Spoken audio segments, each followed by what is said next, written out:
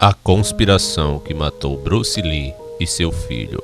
Em primeiro lugar, para você que é da geração todinho e não conhece Bruce Lee, prepare-se agora para descobrir o porquê de seu nome sobreviver através das décadas como o maior lutador que já existiu. Fato número 1. Nos filmes de artes marciais, geralmente a velocidade dos movimentos é ampliada, mas com Bruce Lee era diferente. Os movimentos dele eram tão rápidos que as câmeras de captura de 24 quadros por segundo, média da época, não conseguiam captar os movimentos dele. Então tiveram que comprar câmeras especiais de captura de 32 kps. Outra prova de sua velocidade é que ele podia tirar uma moeda de sua mão e colocar outra no lugar antes que você conseguisse fechá-la. Você já deve ter visto isso em filmes como Dragão Branco. Saiba que não é nada mais do que uma imitação dos treinos de Bruce.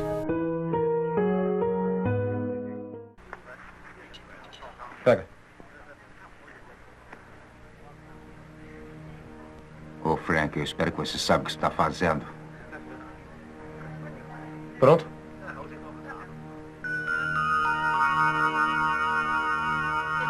Já. Ha! Perdeu, americano cabeça de bagre.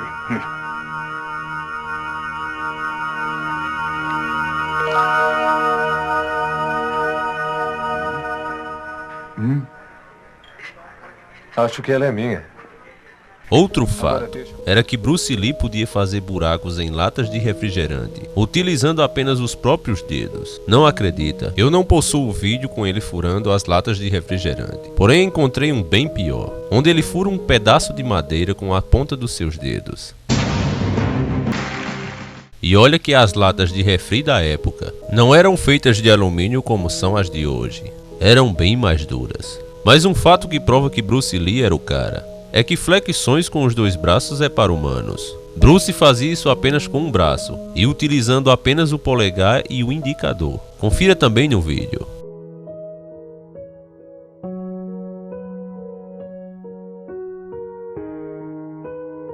Outro fato curioso sobre Lee é que ele viveu em Hong Kong, mas seu pai o mandou de volta para São Francisco, onde ele nasceu. Quando Lee ainda era um jovem, o velho já não aguentava mais.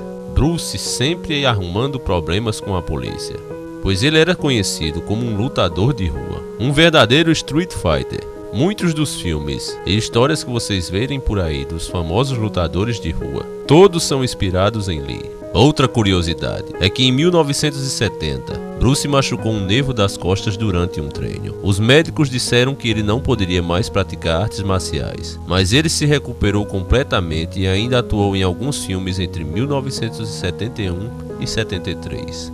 Mais um fato é que um chute lateral de Lee podia fazer um saco de pancada de 136 quilos. Isso mesmo que você ouviu, não é a maconha que está fazendo efeito, você ouviu claramente, 136 quilos. Esses sacos eram lançados tão alto que alguns chegavam a atingir o teto.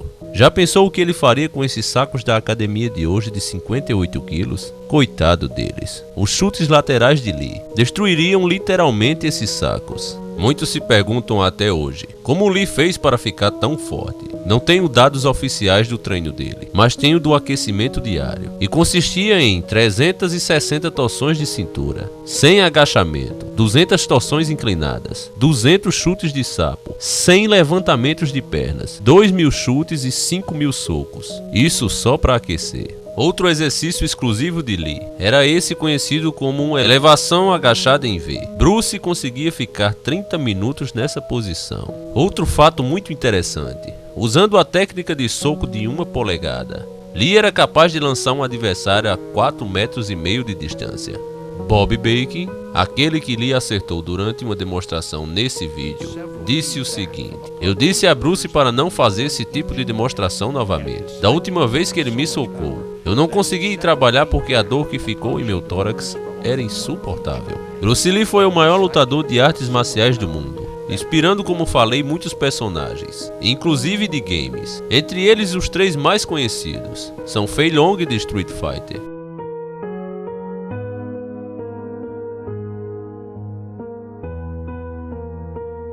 Lau de Tekken e Liu Kang de Mortal Kombat. Muitos o consideravam a reencarnação do dragão, o símbolo supremo das artes marciais. Existe também um famoso anime, Street Fighter Victory, que fez uma de suas maiores lutas inspirada em um dos filmes de Bruce, a famosa luta entre Ken Masters e Vega. Confiram comigo as semelhanças.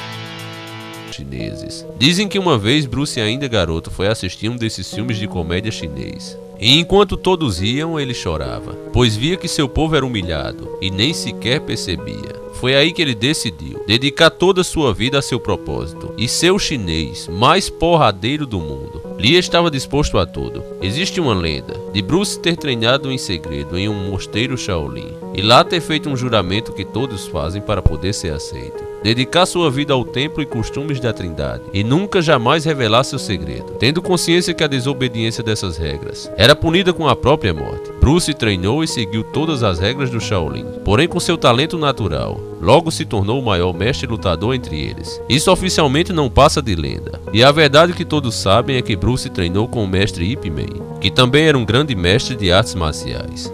E é assim que terminou seu treinamento. Percebeu que estava pronto para se tornar o maior lutador ator que o mundo já viu. Ele queria fazer filmes de luta com combate, o mais real possível, e por isso sempre escolhia atores que também lutassem bem, para assim poderem gravar boas lutas. Por isso grandes atores lutaram com Bruce, como Chuck Norris, Jackie Chan e muitos outros. Logo Bruce estava consagrado. Seus movimentos perfeitos e sem utilização de efeitos de cinema deixavam o público impressionado, e com isso as academias de Kung Fu ficou uma porcaria. Tanto que a versão original já vai em 5 filmes, enquanto a americana parou por ali mesmo. A verdade é que Hollywood estava ameaçada por Bruce Lee. Uma indústria milionária se via ameaçada por apenas um homem que não se vendia. Me perdoe os fãs de Jackie Chan, mas Bruce não aceitava fazer papéis idiotas ou dar seu lugar a qualquer um que fosse. Para conseguir o lugar dele, você teria que derrotá-lo em um combate, e isso ninguém conseguia. Com o mundo cada vez mais dirigindo seus olhares para a China, em 1973, os senhores de Hollywood bolaram um audacioso crime perfeito. Lee estava sendo assassinado aos poucos por pessoas próximas a ele, que estavam a serviço desses cães gulosos. Foi-lhe dado em pequenas quantidades, misturado em sua própria medicação, uma substância que faz o cérebro inchar. Lee teve seu primeiro problema no dia 10 de maio de 1973. Bruce Lee desmaiou no estúdio Golden, enquanto fazia o trabalho de dublagem para o filme Operação Dragão. Ele sofreu convulsões e dores de cabeça, e foi imediatamente levado para um hospital de Hong Kong, onde os médicos lá diagnosticaram edema cerebral. Eles foram capazes de reduzir o inchaço, com a administração de uma substância chamada manito. Em 20 de julho de 1973, Lee foi para Hong Kong para jantar com o ex-James Bond, George, com quem pretendia fazer um filme segundo sua esposa Linda Lee. Ele encontrou o produtor Raymond Chow às 2 da tarde em casa, para discutir a realização do filme Jogo da Morte. Eles trabalharam até às 4 da tarde, e depois dirigiram juntos para a casa da colega Lee Betty, uma atriz de Taiwan. Os três passaram o script em casa, e em seguida Chow se retirou. Mais tarde Lee se queixou de uma dor de cabeça, e ela lhe deu-lhe um analgésico, Equagesic, que incluía aspirina e um relaxante muscular. Cerca de 7h30 da noite, ela foi se deitar para dormir. Quando Lee não apareceu para o jantar, Chow chegou ao apartamento, mas não viu Lee acordado. Um médico foi chamado, que passou 10 minutos tentando reanimá-lo antes de enviá-lo de ambulância a um hospital. Lee foi dado como morto no momento em que chegou ao hospital. Não houve lesão externa visível, porém, de acordo com relatórios da autópsia, o seu cérebro tinha inchado consideravelmente, passando de 1.400 a 1.575 gramas, um aumento de 13%. Lee tinha 32 anos. A única substância encontrada durante a autópsia foi o Equagesic. Em 15 de outubro de 2005, Chow declarou em uma entrevista que Lee morreu de hiperalergia ao relaxante muscular, Equagesic, que ele descreveu como um ingrediente comum em analgésico. Quando os médicos anunciaram a morte de Lee oficialmente, o país considerou uma enorme desgraça. Logo as pessoas se perguntavam, será que houve alguma tramóia? A controvérsia ocorreu quando o Dr. Don Langford, que foi médico pessoal de Lee em Hong Kong, e o havia tratado durante seu primeiro colapso, acreditava que o Equagesic não foi o único remédio envolvido no primeiro colapso de Bruce. Estão entendendo? O médico pessoal de Bruce acreditava que no primeiro problema que seu paciente teve, algum outro medicamento foi utilizado secretamente, embora não tenha ficado rastro no segundo. E isso foi o homem que o salvou da primeira vez. Para calar a boca das pessoas, e para que isso não se espalhasse e virasse uma polêmica, um terceiro profissional foi contratado, com o perito supremo, para assim calar a boca do médico de Lee e ficar 2-1, e ele não poder mais ficar levantando suspeita como estava até ali. Esse terceiro profissional era um escocês, muito famoso porque já tinha realizado mais de 1000 autópsias. Claro que um veredito como este, dizendo que não houve problema nenhum, serviria para calar a boca do mundo, mas nós sabemos que no mundo das sombras não é bem assim. Se vocês não conhecem os Illuminatis, aqui no meu canal tem alguns vídeos que eu digo quem eles são. Recomendo que vejam, porque acredito que a morte de Lee também tenha parte nisso. Como não puderam negar que Lee realmente foi envenenado, o perito supremo escocês concluiu que sua morte foi causada por um edema cerebral agudo, devido a uma reação dos compostos presentes na prescrição de remédios como Equagesic. Sua esposa Linda voltou à sua cidade natal, Seattle, e Lee foi enterrado no lote 276. No cemitério Lakeview. Seu caixão foi carregado no funeral em 31 de julho de 1973 por Takimura, Steve McQueen, James, Chuck Norris, George, Jim, Peter Sheen e seu irmão Robert Lee. Com a morte de Bruce, os cães gulosos de Hollywood estavam seguros. O mercado chinês de filmes praticamente morreu junto com Bruce. Não havia ninguém capaz das façanhas de Lee. Os que chegavam perto se vendiam. Então os senhores de Hollywood pensaram ter vencido. Mal sabia eles que a vitória só duraria alguns anos, pois Lee passou todo o seu conhecimento para seu filho Brandon Lee, que costumava dizer que seu pai, antes de o ensinar a andar, o ensinou a lutar. Brandon Lee, aos seus 28 anos, já tinha 3 grandes filmes no currículo. Tudo indicava que ele agora tomaria o lugar do seu pai. O mundo já começava de novo a mostrar um interesse pelo filho de Lee. E aí os senhores do mundo logo perceberam a ameaça que Brandon iria se tornar se continuasse com seu belo trabalho. Apoiado por uma legião de fãs por todo o mundo graças ao seu pai, e com as habilidades ensinadas e herdadas dele, os senhores do mundo resolveram pôr um fim nisso antes que sua preciosa Hollywood fosse ameaçada de novo. E assim, na gravação do seu quarto filme, O Corvo, onde Brandon interpretava um astro de rock que voltava da sepultura para vingar sua namorada morta, houve uma sabotagem na arma que deveria disparar balas de festim. O tiro acertou o abdômen de Brandon e se alojou em sua espinha, levando-o a óbito em 1993, aos 28 anos. Agora eles mesmo o matam, e eles mesmo dão suas desculpas esfarrapadas. Vou mostrar a vocês, mas digo logo que fico indignado com tamanha manipulação e cara de pau desses caras. Brandon Wayne, tá? Tá. Nesse meio tempo, você salta da cama. Quando ele chegar na marcação, você atira. Tá. Tá legal? Uhum. Dúvidas? Não. Quando o gatilho é disparado, o percussor da arma entra na escorva, produzindo uma fagulha que acende a pólvora. Mas sem bala, a arma está segura.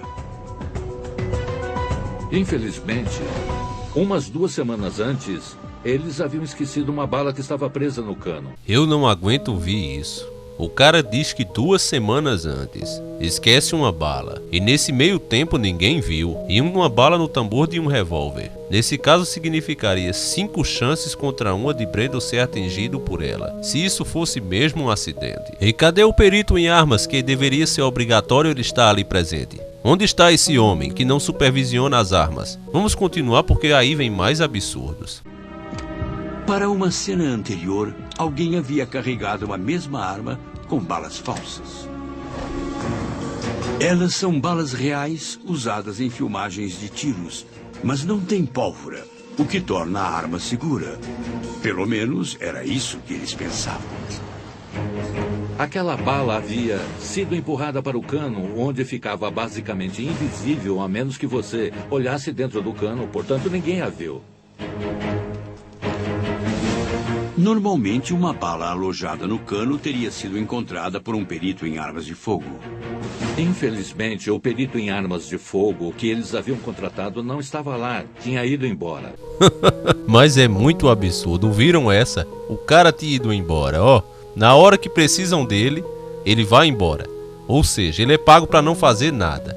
É muito absurdo, eu acho que quem acredita nisso aí merecia ser o dublê de Brandon nessa cena. Ainda no final eles conseguiram encerrar com a chave de lodo, colocando meio que a culpa no falecido. Que estranha forma de morrer. Poderiam ter encerrado melhor. Que estranha forma de matar. Duas coincidências na mesma família. No caso de Brandon envolveram mais de 4. O que mais me espanta é que ainda existem pessoas que acham que tudo isso faz parte de meras coincidências. As duas coincidências acontecem em qualquer parte do mundo. Sei. Com isso, as habilidades lendárias e os treinamentos secretos de Lee foram perdidos, pois Brandon não teve tempo de passar a doutrina para mais ninguém. Hollywood nunca mais foi ameaçada por ninguém e se mantém isolada, sendo a maior indústria de filmes até hoje. Como sempre, tudo gira em torno do dinheiro. E para defendê-lo, esses homens que estão sempre nas sombras são capazes de tudo. Brandon foi enterrado ao lado do seu pai. Com a morte de Bruce e Brandon Lee, os dois darão aos meus 2.000 inscritos. Peço a você que, se gostou do vídeo, por favor compartilhe. Se gostou muito, se inscreva no canal. Será muito bem-vindo aqui. Apesar desse vídeo não ter sido o primeiro do canal, acredito que foi com ele que tudo começou, a nossa pequena comunidade. Eu tinha menos de 100 inscritos.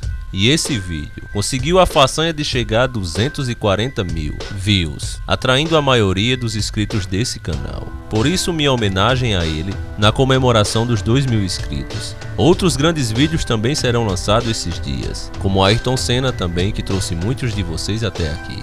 E muitos dos que foram banidos também, por falarem demais sobre os Illuminati.